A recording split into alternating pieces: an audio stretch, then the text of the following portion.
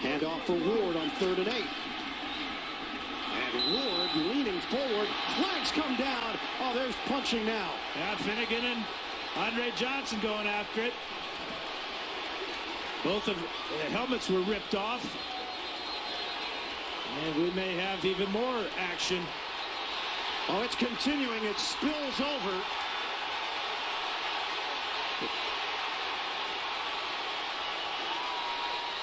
It's gotten ugly. Finnegan was mad about the previous play. He took a shot right away at Andre Johnson, and now they're going to be tossing Andre Johnson out of the game for sure. He'll get the thumb because he connected on a couple of haymakers on Finnegan. Wouldn't be surprised if Finnegan doesn't get an early shower too.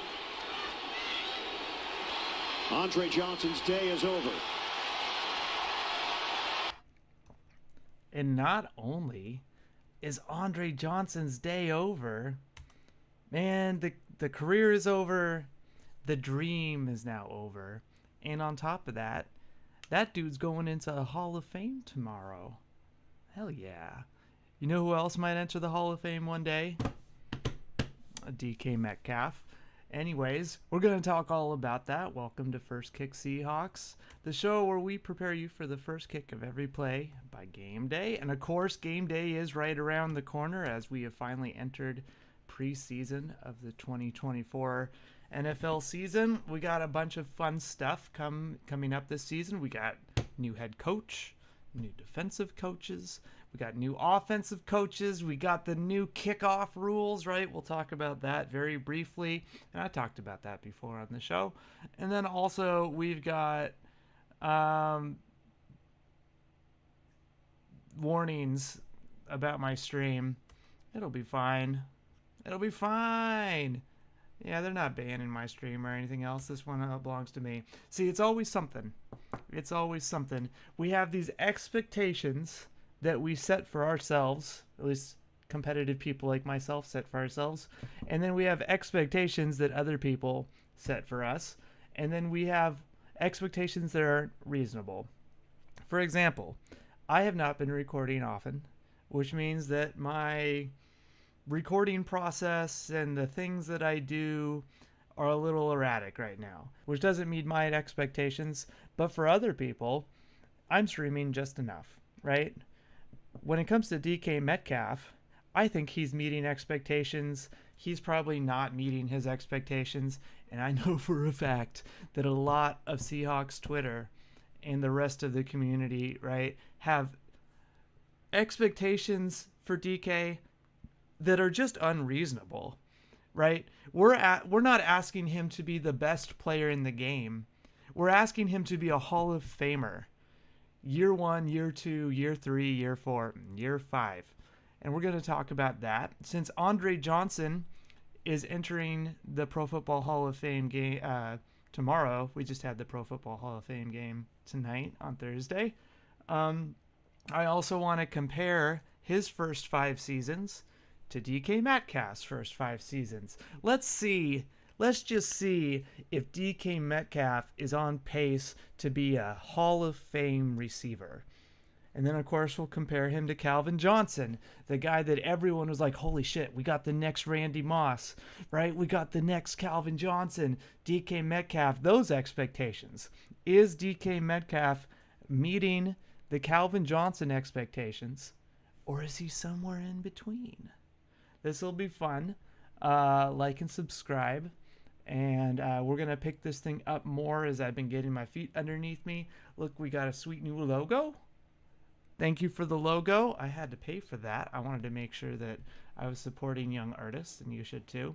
And then I changed the color scheme a little bit to reflect that. But let's go ahead and get into this racket. I'm going to open up a couple things for you. Here we go. And screen share. Perfect. So on the left, we have the calculation of Andre's first 5 seasons from 2003 to 2007. He had 620 targets, 371 catches, a 59.84% catch rate, 4,804 yards and 25 touchdowns. When you compare that to DK Metcalf's first 5 years, he had 2 less targets at 618. He had one more reception at 372, and then he had considerably more yards at 5,332 yards. He also had considerably more touchdowns over his first 5 years, 43 compared to Andre Johnson's 25. The big thing here, though, which I will talk about more later, is DK Metcalf's catch rate. He has 60.19% compared to Andre Johnson's 59.84%.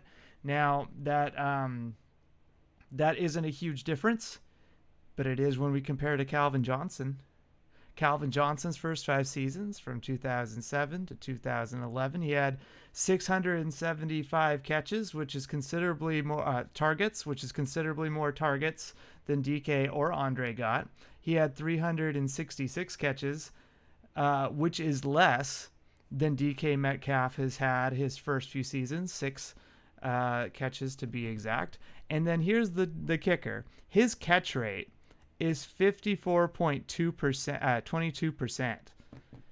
Right? He's averaging 6% less catches on a considerably more target rate than DK Metcalf. And this is fascinating to me. We'll get to that in a second. As we wrap this up, 5,872 yards for Calvin Johnson over his first 5 years, right? So he's got about 500 more on DK. And then on the same, basically the same number of catches. And then he's got 49 touchdowns to DK Metcalf's 43. So they're off by 6. But let's get to this catch percentage. One of the main things that people get after DK Metcalf for is his hands. He's constantly dropping the ball. Why can't he hang on to the ball? If he's so much taller than everybody, why isn't he getting up there and catching the ball over people's hands? Even though time and time again we see examples of him doing that. We also get the argument that he only knows how to run 2 types of routes. He can either run a post or he can run a slant. When we know that's not true either, right? But when you look at the post routes, right, he's either wide open or he's having to do a jump ball. Or when you're looking at the slant, he's getting it in his pocket and he's falling to the ground or getting some yak. But that doesn't make sense when you look at the catch rate. This idea that he's only getting 2 types of balls thrown at him. In fact, it implies that he has pretty good hands because he's got a slightly better catch percentage than Andre Johnson. And so what is the expectation here? Is the expectation supposed to be, hey, he's Calvin Johnson? Or is the expectation, Calvin Johnson arguably going to be a first ballot Hall of Famer. I don't know if he's in already. But then Andre Johnson coming in, they basically have the same percentage. They basically have the same number of targets. They basically have the same catches. He has more yards, and then he has more touchdowns, right? So if you're just going off of Andre Johnson, DK Metcalf is a Hall of Fame receiver. When you look at Calvin Johnson, DK Metcalf is, if this is the expectation that you have to meet, right? If this is what Seahawks fans want DK to be, you have to be Calvin Johnson. Well, he's not getting thrown the ball nearly as much. He's catching better, and he's not getting as many yards, and he's almost getting as many touchdowns, right? So is the expectation supposed to be that he's supposed to have these gigantic 1,500 yards seasons? I think so, because when you look at Calvin Johnson, here's his first 5 seasons up here. He had a lot of seasons where he's getting a ridiculous target share, right? He's got 4 out of the 5 seasons. he had more targets than DK Metcalf has ever had. Part of this is he doesn't have anyone opposite of him. DK Metcalf has had the luxury of having a Tyler Lockett next to him and now having a JSN. And then, except for these last couple years, being in an offense that doesn't really want to throw the ball as much as other teams do, right? We look at the Los Angeles Rams, and they're just a chuck-it machine. They're just constantly throwing the ball as many times as possible. They don't care if you're going to get 18 targets in a game and you only catch 6 of them, right? Let's just keep trying. So targets only tell so much, but they can certainly tell you where the ball is going. DK, of course, has had 100 every single season, and he's had a pretty reasonable catch rate. He's got this 90 here from 2022, right? And there was only one time in the first 5 years of Calvin Johnson's where he hit 90. That was 96. Following season, he got 122, and then after that, never higher than 88. DK Metcalf, of course, with the 66 and the 58 being pretty damn low. But even that 58, he had 10 more receptions than Calvin Johnson did his rookie season. So is the expectation that he needs to have this 1681 season to be a Hall of Famer?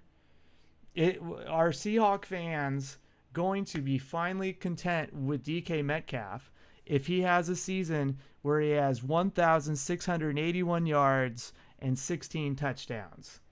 He's already had 2 seasons where he's had more than 10 touchdowns, right?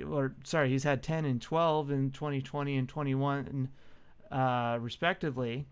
But no, we want him to have this gigantic yardage season. Do yards matter? Or does the efficiency matter? Because when you look at Andre Johnson, he only had this one season where he had over 100 in his first 5 years. And he had injury issues, right? Which definitely hampered him a little bit. But he's got these 1,000 seasons. He's got this 688, which is considerably lower than anything DK had. The 976 is on pace for 2 of his seasons. And then he had this 851, which is also lower. So if this dude just entered the Hall of Fame without ever having... Look at this. Look at this. He never had 10 touchdowns in a season, and DK already has 2. And he always has 6 or more. What's stopping DK from just continuing this pace? He doesn't need to have this big 16 or 1964 season, right? Which is absurd off of 204 targets and 122 receptions for Calvin Johnson. But if DK Metcalf just maintains the status quo, he's always getting 100 to 150 targets. He gets up between like 75 and 100 receptions, and then he's always just above 1,000, close to 10 touchdowns. 8 or more touchdowns. That's a Hall of Famer.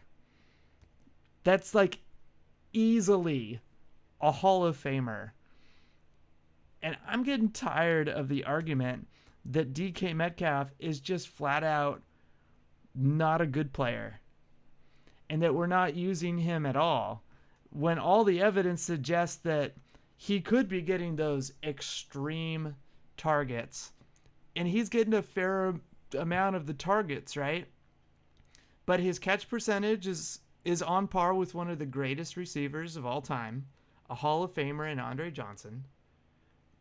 And he's never been in an offense where he's the number one dude, right? It was Andre Johnson and Arian Foster.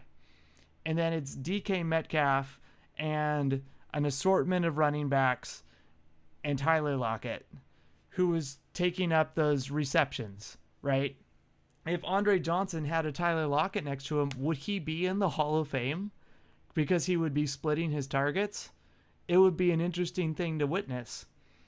And Calvin Johnson did have Golden Tate for a little bit towards the end of his career, but one of those seasons he just flat out didn't play. So when we're setting expectations for DK Metcalf, I don't want to hear yards mentioned at all. I don't. I want to hear consistency. Is he consistent? Has he been a consistently great player day in, day out since his rookie season until now? And the answer is yes. Is he catching the ball? Well, he's not Larry Fitzgerald, and he's not Doug Baldwin, who have amazing catch percentages, right? Larry Fitzgerald famous for having more tackles as a receiver than dropped balls. Clearly, he's not a Larry Fitzgerald. That's an unreasonable expectation to think the guy's going to be literally perfect. But as far as just a guy who's consistently moving the chains and making sure he secures the ball, he's on par with a Hall of Famer. And in some categories, he's doing better than a Hall of Famer. He's somewhere in between Andre Johnson and Calvin Johnson, right? He's got that vaccination in the middle, the Johnson & Johnson, that's keeping him healthy, right? He hasn't missed a game.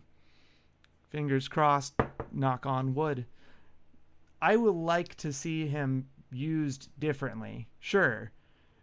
But so far, he's being used great. If he drops off the map this year, I would call for Ryan Grubb's head.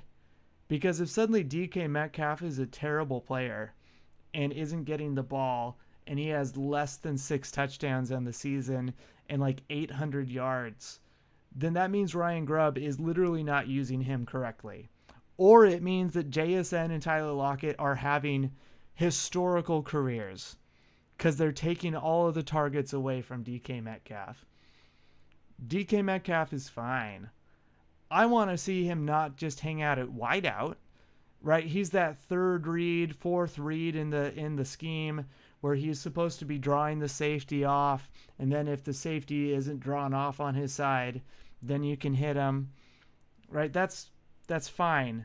I want to see him slide into the seam, right, so that he can mess with the nickel and mess with the Will or the Sam linebackers, right? There's no reason that they should be covering him, so that might force defenses to adjust, but instead he just hangs out at wideout. And normally I don't say that it matters to move a receiver around, right? Just have them run the route and then have the quarterback read the scheme. But he's got such a unique body type that it's beneficial to put him in different areas of the field, because then different types of players will actually have to switch in and switch out to get in position to try to defend him. Because you're not going to see most linebackers able to cover him because of how he breaks out of routes or how he just naturally has length and speed over them. It's different than a Tyreek Hill, where you can have Tyreek Hill get a running start and then take off, right? Because he's just a little speedster out there. And DK Metcalf is fast, but it takes him a second to get all that weight moving.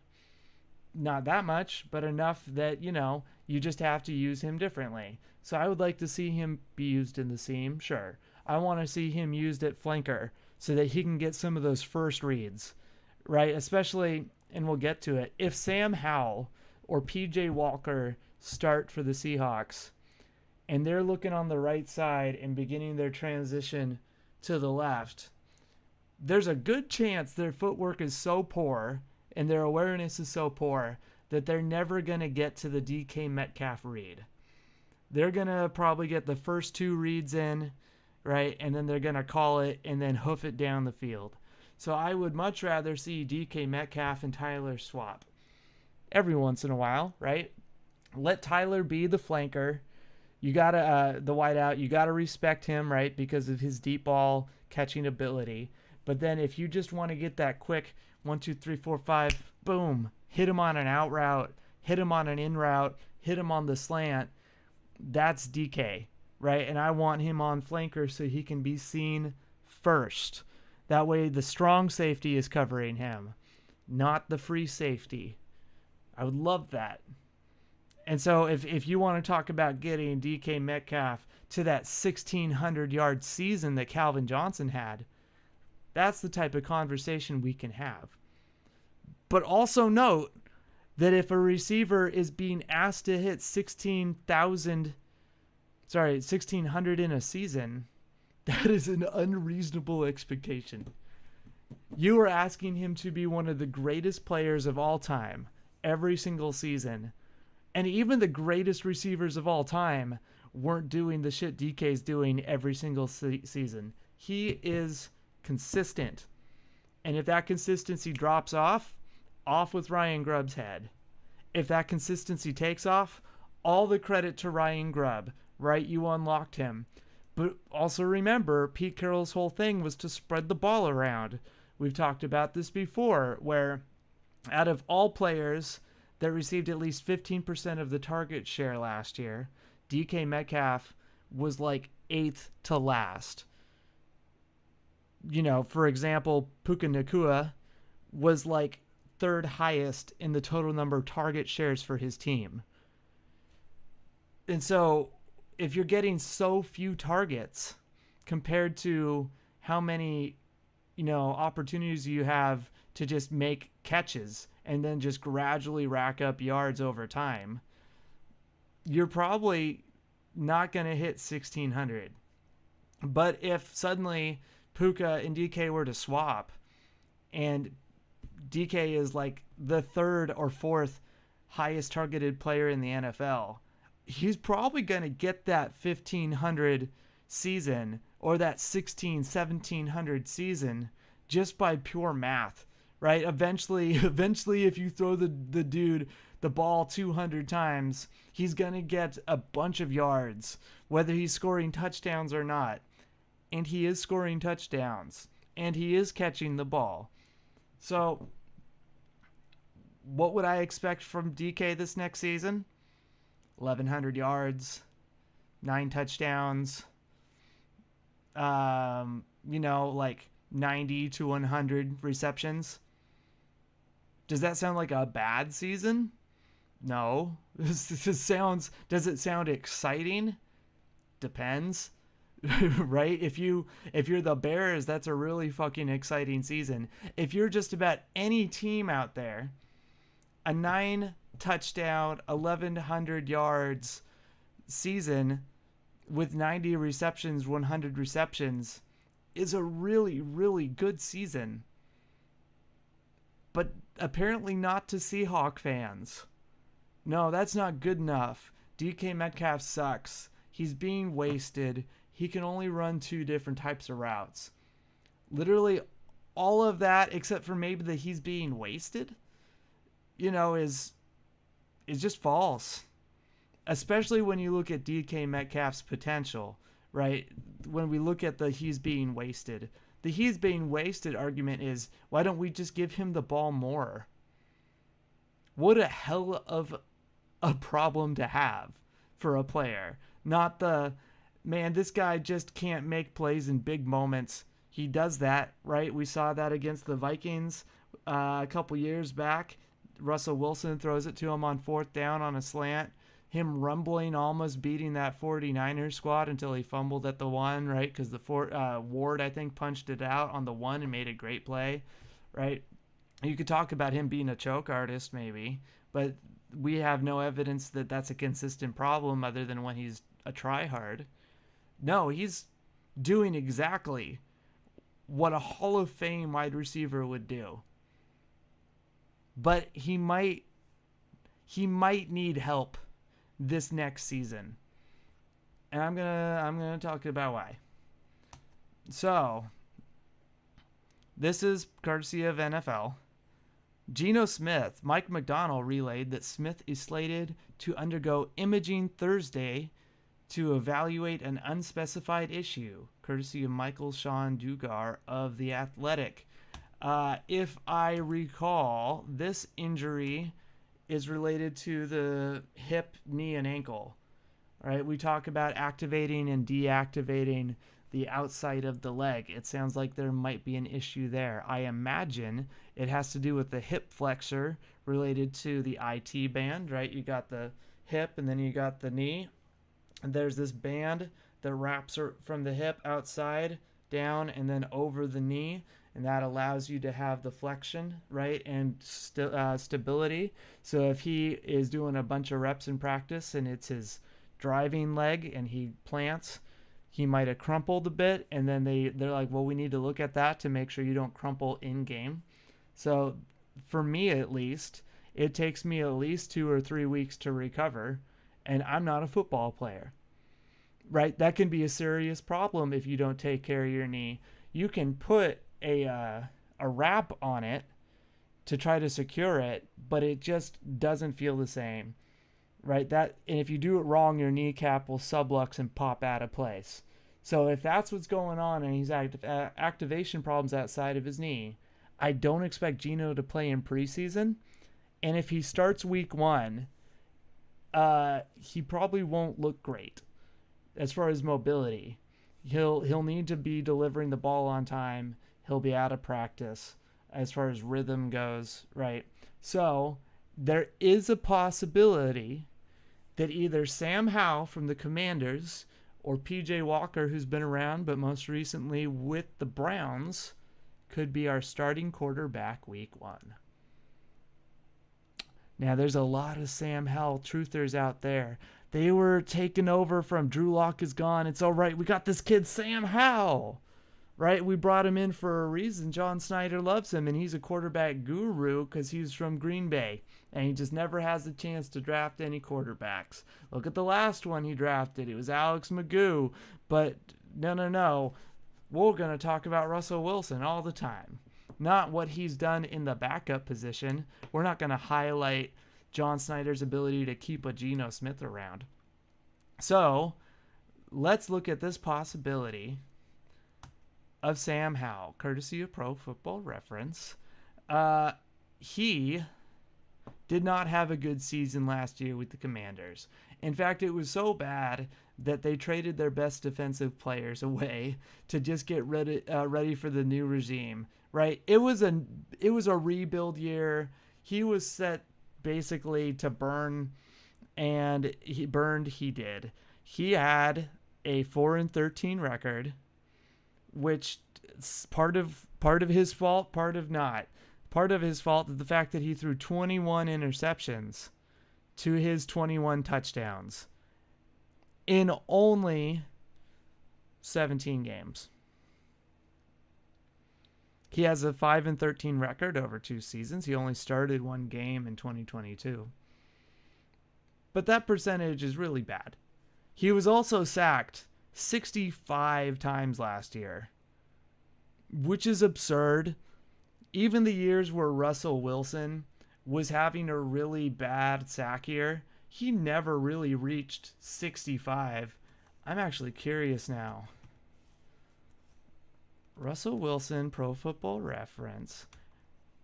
What is, because I think it was with the Broncos is when he was sacked the most.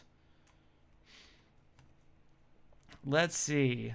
Yeah, with the Broncos 2 years ago, the Nathaniel Hackett offense had him sacked 55 times.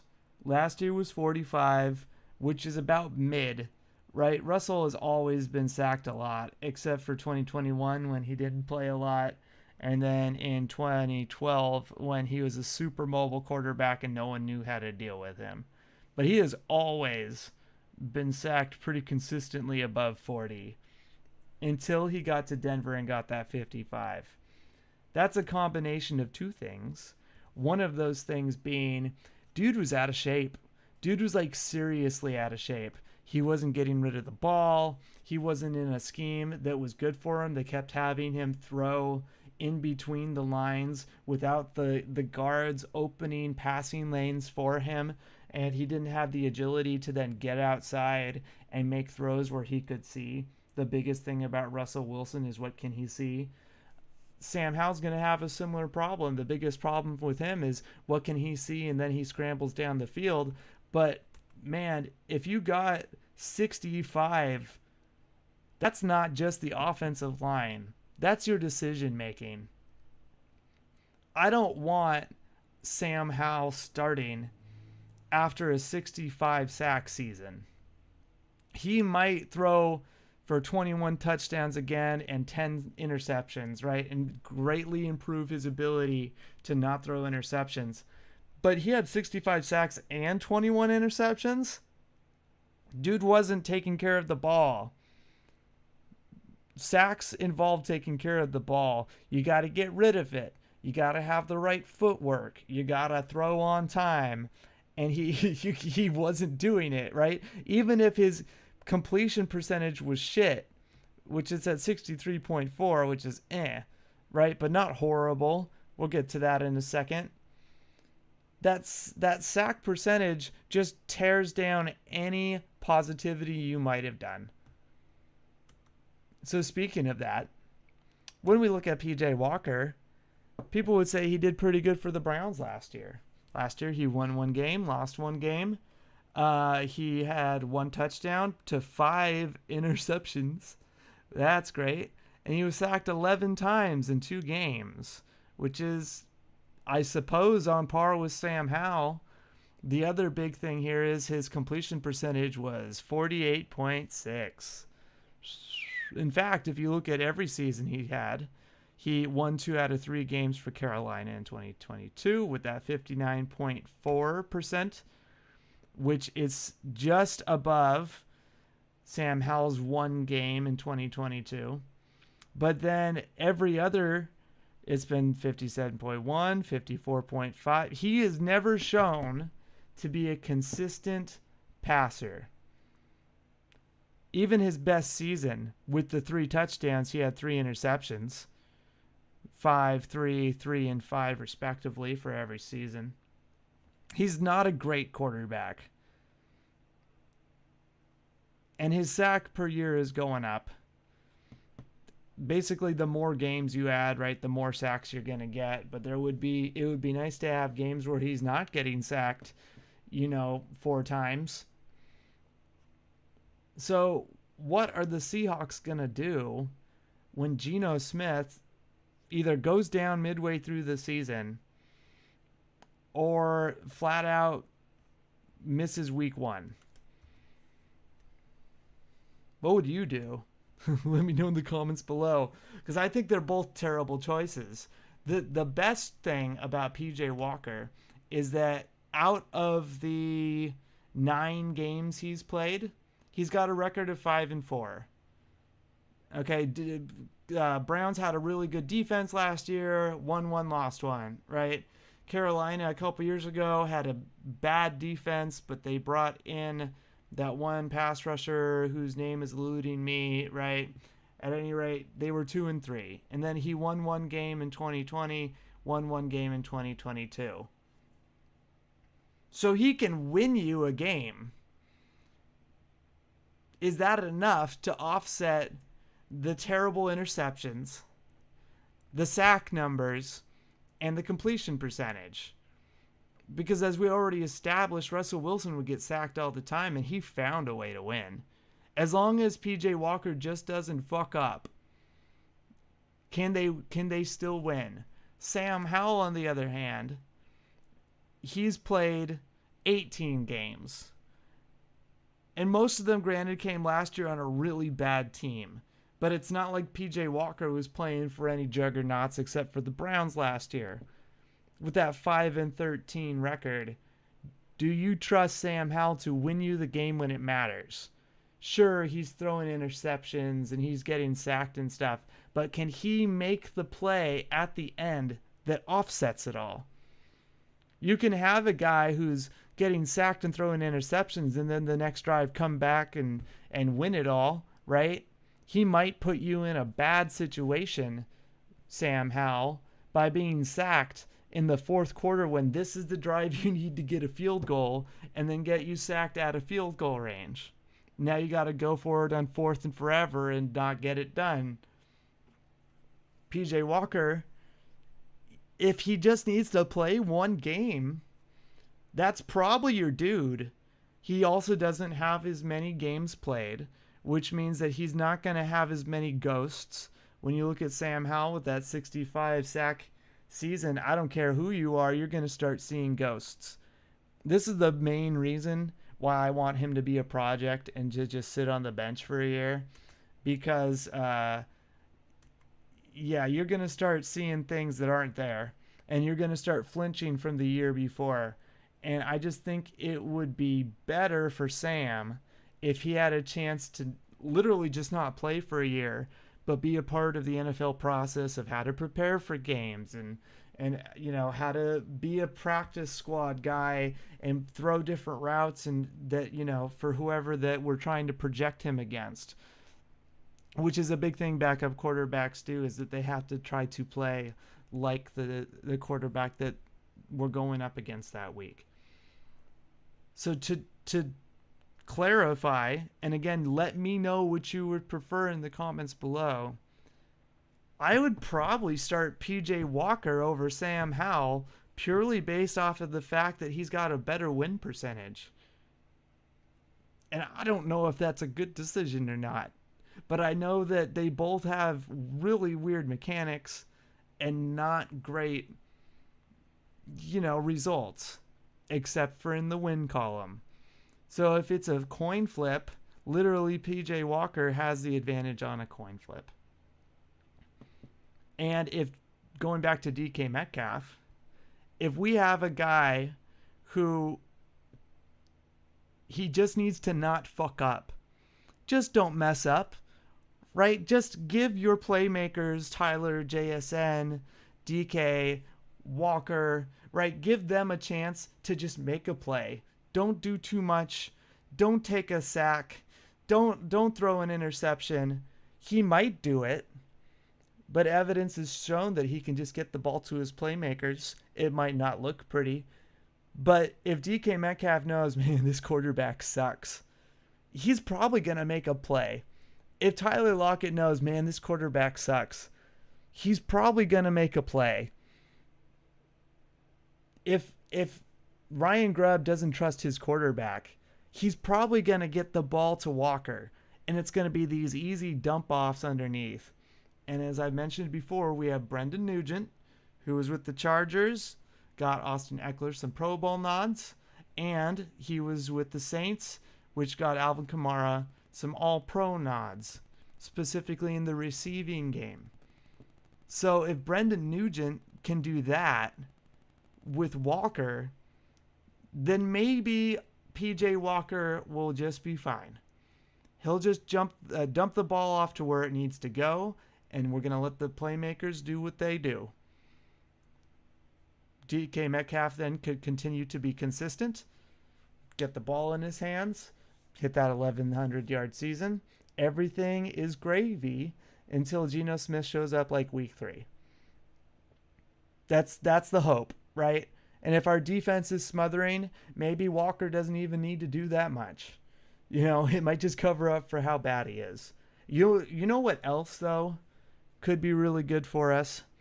And admittedly, I don't know who's winning the kickoff return battle right now, but this new kickoff return that we saw in the Hall of Fame game was fascinating. If you recall, the first 0 to 20 yards is where you need to place the ball as the kicker. You're kicking off on the 40, and then your special teams line is lined up on the other team's 40, and then the defending line is on the 35. They have 2 guys that are within that 20-yard bump, and we have, I don't know about Myers, right, but Michael Dixon is one of the best punters in this era, and he's really good at placement kicking. I'd like to see him have a crack at this kickoff return position and give us some good, distance where suddenly this returner isn't returning the ball all the way to the 25, which is what we consistently saw in that Bears-Texans game. I would much rather see, and I think is going to happen, him pin it down near the 1, and then that dude getting tackled at like the 10 or the 15-yard line, right? Because he's in a much better position to kick the ball high and then have it land it where it needs to be. He can do his little, look, I made the ball land this way and now it's going to bounce this way and trick, the kick returner. I think that's a good possibility. I don't know how much Myers can do that. He's a good kicker as far as range goes, but as far as placement kicking, I'm not sure that's his thing. But as far as returning goes, if we can get good at the return game and consistently get up to the 30-yard line, I've always said if you can get up to the 40-yard line, you'll win just about every game because it puts you into field goal position. I think special teams and defense this year could lead our offense if Geno Smith ends up not starting. We're not even having the is Geno Smith going to be good conversation.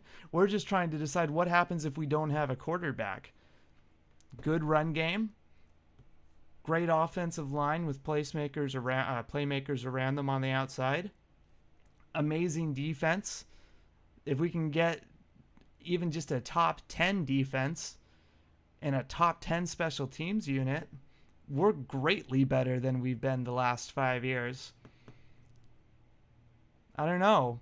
Which unit are you actually more excited about? Let me know in the comments below. Personally, I'm more excited about the defense, but I'm always a defensive fan. I will catch you guys around next time. Thank you for being here for First Kick Seahawks. Please like the video and subscribe to the channel.